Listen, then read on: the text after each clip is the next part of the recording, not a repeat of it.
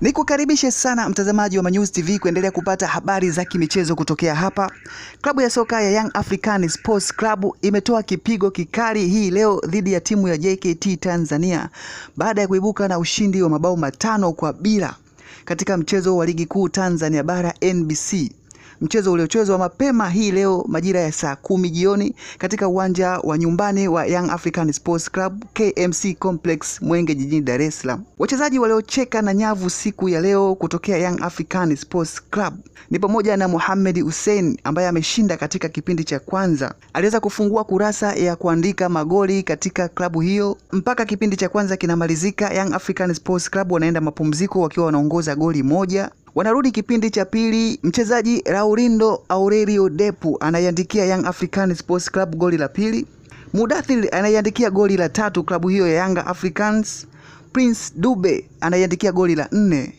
Shehan Hamis anaifungia Young African Sports Club goli la 5 na kuandika magoli 5 katika mchezo huo wa siku ya leo dhidi ya JKT Tanzania ambao hawakupata goli lolote. Kupitia mchezo huo, Young African Sports Club inakaa kileleni katika msimamo wa ligi kuu Tanzania bara ikiwa inaongoza kwa pointi 28 ikizidi JKT Tanzania yenye pointi 28 pia kwa idadi ya magoli ya kufunga, ambapo Young African Sports Club ana jumla ya magoli 25 baada ya mchezo wa siku ya leo katika msimamo huo wa ligi, huku JKT Tanzania baada ya kumalizika mchezo wa leo anakuwa na magoli 8 katika msimamo huo wa ligi kuu Tanzania bara. Young African Sports Club, ushindi wa mchezo wake wa siku ya leo unakuwa ni kama kutuma salamu kwa wapinzani wake, watani wake wa jadi Simba Sports Club, kwamba Simba Sports Club inapaswa ijipange vizuri kuelekea katika mchezo wao wa dabi ya Kariakoo uliopangwa kuchezwa March 1, 2026 katika viwanja vya Amani Complex